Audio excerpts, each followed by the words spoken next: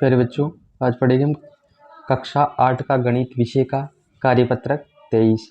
इसमें अपन कोणों को पहचानने एवं मापने की समझ बना पाएंगे। तो इसमें पहला क्वेश्चन है मिलान कीजिए, यानी ये कोण कौन सा है। तो यहाँ पे न्यून कोण से मिलान हो रखा है। और न्यून कोण किसे कहते हैं प्यारे बच्चों? ऐसा कोण जिसका माप 0 से 90 डिग्री के मध्य हो, यानी जिस कोण का माप 0 और 90 डिग्री के बीच का होता है वो न्यून कोण कहलाता है। तो अब चांदी की सहायता यानी डी की सहायता से मापेंगे। तो ये तो हो गया 90 डिग्री, और ये 90 डिग्री से कम आ रहा है, इसका मतलब ये कौन सा है? न्यून कोण। अब देखेंगे सेकंड चित्र किसका है। इसमें जो चिन्ह आता है ये समकोण का होता है, यानी 90 डिग्री का कोण। जब चांदी की सहायता से इसको आप मापेंगे तो ये कौन सा आएगा? 90 डिग्री का। और 90 डिग्री के कोण को क्या कहते हैं प्यारे बच्चों? समकोण। 90 डिग्री के कोण को क्या कहते हैं प्यारे बच्चों? समकोण। यानी ऐसा कोण जिसका मान 90 डिग्री होता है समकोण कहलाता है। और ये डी की सहायता इसको मापेंगे तो ये 180 डिग्री का कोण आएगा। और 180 डिग्री के कोण को क्या कहते हैं प्यारे बच्चों? सरल कोण। क्या कहते हैं? सरल कोण। यानी इसकी माप कितनी होती है? 180 डिग्री। नेक्स्ट चित्र अपना ये 90 डिग्री का कोण तो यहाँ तक बनता है, और डी की सहायता से मापेंगे और ये 180 डिग्री का हो गया। डी की सहायता से जब आप इसको मापेंगे तो ये 90 डिग्री से अधिक और 180 डिग्री से कम आएगा। यानी 90 डिग्री से अधिक और 180 डिग्री से कम के कोण को क्या कहते हैं? अधिक कोण। यानी 90 डिग्री और 180 डिग्री के जो बीच का कोण होता है वो अधिक कोण कहलाता है प्यारे बच्चों। क्या कहलाता है? अधिक कोण। नेक्स्ट क्वेश्चन अपना, दी गई आकृति में न्यून कोण, समकोण, सरल कोण व अधिक कोणों के क्रमांक नीचे सारणी में लिखे। तो इनमें से कौन कौन सा न्यून कोण है? तो मैंने बताया था आपको प्यारे बच्चों कि ऐसा कोण जिसका मान 0 से 90 डिग्री के बीच होता है वो न्यून कोण कहलाता है। इसमें कोण एक 0 से 90 डिग्री से कम और 0 डिग्री से अधिक है तो ये आएगा।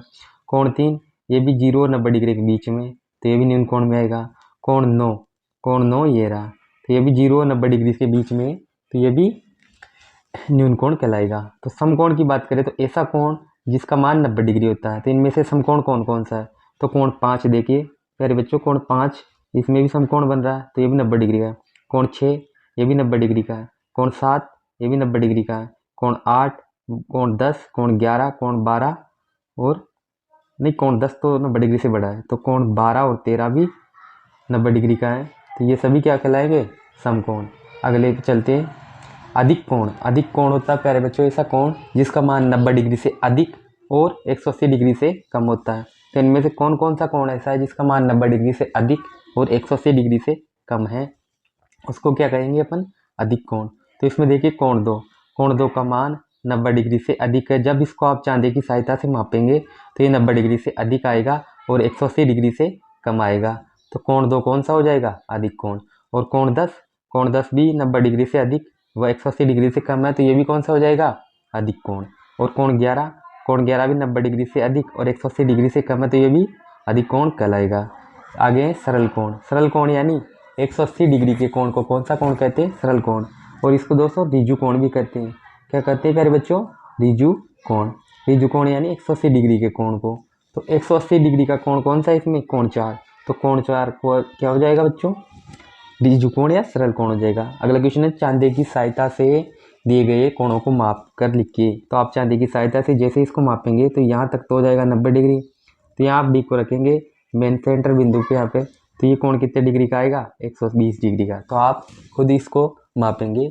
अगला है ये 0 डिग्री से अधिक है, और ये कौन सा कोण होगा बच्चों? ये कहलाएगा अधिक कोण। क्या प्यारे बच्चों? अधिक कोण। तो इसमें ये अधिक कोण हो गया, और ये 0 डिग्री से 90 डिग्री के मध्य है, तो ये कौन सा है? न्यून कोण। क्या होता है प्यारे बच्चों? न्यून कोण। न्यून कोण किसे कहते हैं?